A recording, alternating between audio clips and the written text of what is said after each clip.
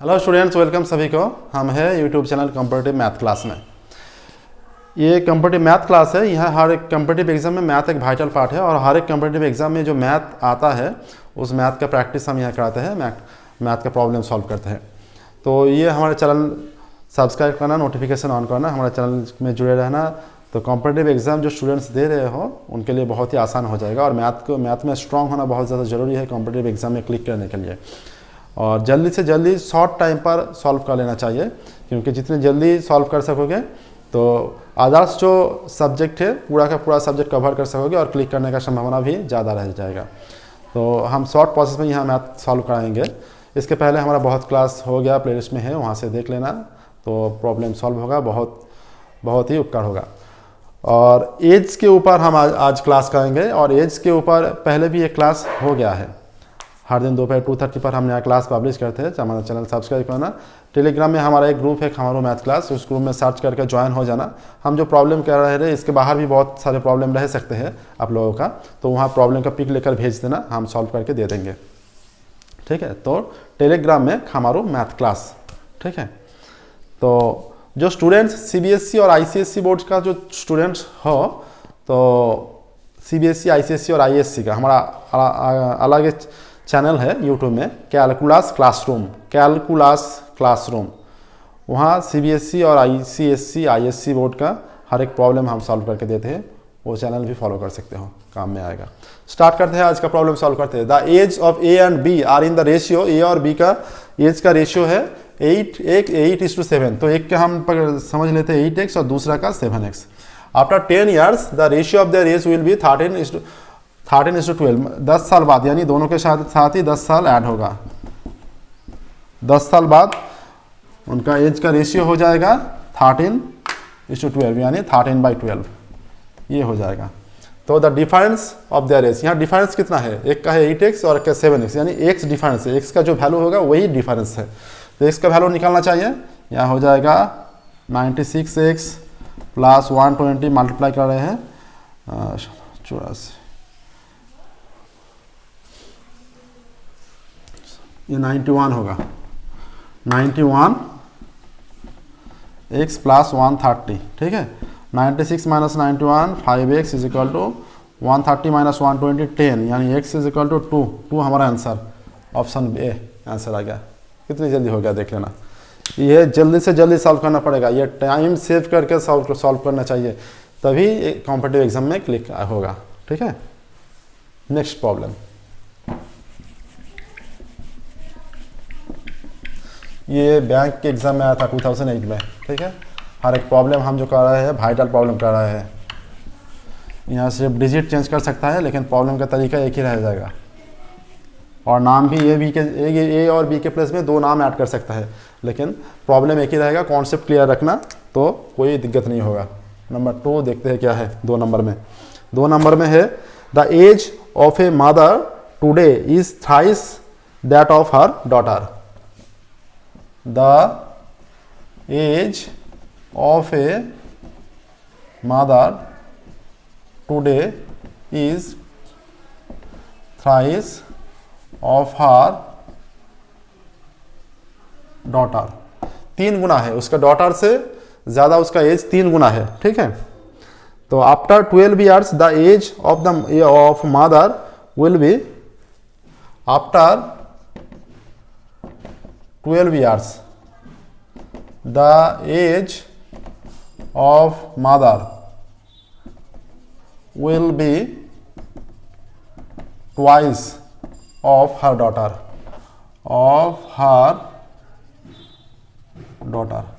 दुगना होगा। ठीक है, तो 12 साल के बाद माँ का एज उसका डॉटर से दुगना हो जाएगा। The present age of daughter, the present age of daughter कितना है, ए, बी, सी और डी हमारा 4 ऑप्शन है। 12, 14, 16, 18। 12 ईयर, 14 ईयर, 16 ईयर और 18 ईयर, ये 4 साल है। और ये आया था एसएससी 2006 में 2000 SSC 2006 में आया था, ठीक है। तो इसे हम सॉल्व करते हैं। तो the age of a mother today, इस समय हम समझ लेते हैं माँ का एज है 3x और डॉटर का है x। उसके बाद आफ्टर 12 ईयर्स, आफ्टर 12 ईयर्स मतलब दोनों के साथ ही 12 ऐड हो जाएगा, 12 साल ऐड हो जाएगा दोनों के साथ ही, ठीक है। The age of mother will be twice, तो माँ का एज दुगना होगा, यानी इसके साथ 2 मल्टीप्लाई करना पड़ेगा तो इक्वल होगा ये, ठीक है। Of her daughter, the present age of daughter, present age of daughter कितना है, प्रेजेंट एज ऑफ डॉटर निकालना है हमें। प्रेजेंट एज ऑफ डॉटर है x, x से प्रेजेंट एज ऑफ डॉटर। तो यहाँ से कैलकुलेशन करेंगे तो 3x और 2 multiply 3x minus 2x is equal to 2 into 12 24 minus 12, यानी x इज इक्वल टू 12 हमारा आंसर आ गया, हमारा ऑप्शन ए आंसर आ गया, ठीक है। ऑप्शन ए हमारा आंसर आ गया। देख लेना कितनी जल्दी हो गया। बहुत ही इजी प्रॉब्लम, इजी तरीके से सॉल्व करना चाहिए, इतना इजी तरीके से हम जो कर रहे हैं, ठीक है, तभी कॉम्पिटिटिव एग्जाम में क्लिक होगा। चलते हैं अगला प्रॉब्लम सॉल्व करते हैं। देखते हैं नंबर 3 में क्या है। हमारा अगला जो प्रॉब्लम है नंबर 3 में, उसे सॉल्व करेंगे।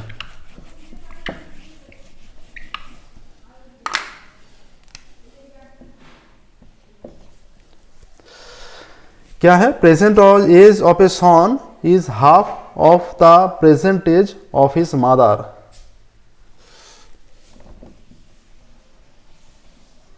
Present age of a son is half of the present age of his mother, यानी बेटा का जो एज है वो उसका माँ के एज से हाफ है, ठीक है। द 10 years ago, 10 साल पहले, his mother's age 10 years ago, 10 years ago his mother's age was thrice the age of her son, was thrice the age of her son। 10 साल पहले माँ का जो एज था वो उसका बेटा के एज से 3 गुना था, ठीक है। What is the present age of the son? What is the present age of son? 4 option क्या है, A, B, C, D। यहाँ 4 ऑप्शन क्या है, 4 ऑप्शन है हमारा 20, 25, 30 और 40। 20, 25, 30 और 40, ठीक है। ये 4 ऑप्शन है हमारा। ये रेलवे के एग्जाम में आया था 2006 में। हर एक प्रॉब्लम जो हम कर रहे हैं कॉम्पिटिटिव एग्जाम में आया था, हर एक वाइटल प्रॉब्लम है, ठीक है। अच्छी तरह से सॉल्व कर लेना, बहुत उपकार होगा। द प्रेजेंट एज हम अब सॉल्व करते हैं। किसका एज मांगा है, what is the present age of son, present age of son कितना है। The present age of son is half of his, यानी माँ का एज जो है वो है 2x और बेटा का एज समझ लेते हैं x है, ठीक है। और 10 साल पहले यानी माइनस करना पड़ेगा दोनों के साथ, 10 साल पहले दोनों के साथ से 10 माइनस हो गया। 10 साल पहले mother's age was twice the age of person, यानी इक्वल होगा कब, जब इसके साथ दुगना होगा, 2 इंटू, क्योंकि 10 साल पहले ट्वाइस दुगना था। अब इसे यहाँ से कैलकुलेशन करके हम बेटा का एज निकाल लेते हैं, ठीक है। तो present age of a son is half of the present, यानी एक का एज हमने x लिया तो दूसरा का 2x हो जाएगा, दुगना था, ठीक है। और 10 years ago 10 साल पहले हिज मदर्स एज, जो माँ का एज 10 साल पहले यानी माइनस हो जाएगा, वाज थ्राइस 3 गुना था, was thrice the age of her son, यानी यहाँ 3 हो जाएगा, थ्राइस था, ठीक है। वाज थ्राइस, यहाँ से कैलकुलेशन करते हैं। यहाँ 2x है और ये 3x इधर आएगा, -x हो जाएगा। यहाँ -30 और यहाँ -10 उधर जाकर +10 हो जाएगा, यानी -x is equal to -20 cancel होकर x इज इक्वल टू 20 आ गया, x इज इक्वल टू 20। यही बेटा का एज हमने समझ लिया था, बेटा का एज हमने x लिया था कैलकुलेशन करने के शुरुआत में, तो हमारा आंसर आ गया, x का वैल्यू आ गया 20, यानी हमारा आंसर ऑप्शन ए हमारा आंसर आ गया, ठीक है। अच्छी तरह प्रैक्टिस करना, हर एक प्रॉब्लम आसानी से सॉल्व हो जाएगा। हम जिस तरीके से प्रॉब्लम सॉल्व कर रहे हैं, एक एक प्रॉब्लम सॉल्व करने में 30 सेकंड्स लग रहे हैं, उसके भी कम समय में हो जाएगा। ठीक है, हम थोड़ा समझाने के लिए कर रहे हैं यहाँ, और इसके भी कम समय में हम देख के ये प्रॉब्लम सॉल्व, ऐसा प्रैक्टिस कर लेना कि देख के ही प्रॉब्लम सॉल्व हो जाएगा 5-10 सेकंड में। अगला प्रॉब्लम सॉल्व करते हैं।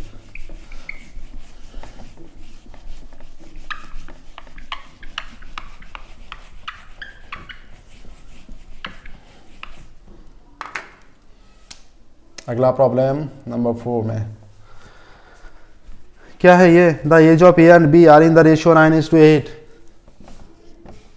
The age of A and B are in the ratio में है 9:8 रेस्पेक्टिवली, 9:8 रेस्पेक्टिवली। ठीक है, तो उसके बाद क्या बताया? After 5 years the ratio of their ages will be 10:9। After 5 years यानी 5 साल बाद, the ratio of their age will be 10:9 हो जाएगा। 10 साल बाद उम्र का जो रेशियो होगा वो 10:9 हो जाएगा। ठीक है, What is the difference of their age? What is the difference of their age? Difference कितना है? What is the difference of their age? ठीक है, 4 ऑप्शन देखते हैं क्या है। ये बैंक के एग्जाम में आया था 2008 में, बैंक 2008। ठीक है, ऑप्शन ए, बी, सी और D. 4, 5, 6, 7, 4 years, 5 years, 6 years, 7 years। अब कैलकुलेशन करते हैं। The age of A and B ratio 9:8, यानी एक का रेशियो लेते हैं, एक का एज समझ लेते हैं 9x, दूसरा का समझ लेते हैं 8x, यानी उसका एज का जो डिफरेंस है 9x - 8x यानी x का वैल्यू ही आंसर आ जाएगा, x का वैल्यू ही आंसर होगा। ठीक है, after 5 years the ratio of their age will be 10। तो आफ्टर 5 years मतलब दोनों के साथ 5 ऐड होगा, 5 साल ऐड होगा, 8x + 5 इक्वल टू रेशियो कितना होगा? आफ्टर 5 years 10:9 हो जाएगा, यानी यहाँ 10 हो जाएगा और यहाँ 9 हो जाएगा। ठीक है, मल्टीप्लाई करते हैं, 9 × 9 81x + 45 इक्वल टू 80x + 50, यानी यहाँ हो जाएगा 81x - 80x इक्वल टू 50 - 45, यानी x इक्वल टू आ गया 5। हमारा आंसर आ गया ऑप्शन बी हमारा आंसर आ गया 5 साल। 5 साल आंसर है। ठीक है, 5 साल हमारा आंसर आ गया। देख लेना कितनी इजी से हो गया। नेक्स्ट प्रॉब्लम नंबर 5 में देखते हैं क्या है। नेक्स्ट प्रॉब्लम सॉल्व करते हैं। अगला प्रॉब्लम जो है हमारा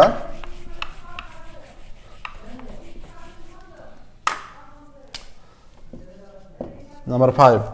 अगला प्रॉब्लम क्या है? Ratio of Rani's and Komal's age is ratio of Rani's age and Komal's age is कितना है? 3:5 है। ठीक है, 3:5 respectively. Ratio of Rani and Komal का जो एज का रेशियो है 3:5 है respectively, and ratio of Komal and Puja is 2:3। Ratio of Komal and Puja सेज 2:3 है। ठीक है, 2:3 रेस्पेक्टिवली, 2:3 रेस्पेक्टिवली। तो क्या मांगा है? If Rani's age is 2/5 of Puja age, what is Rani's age? If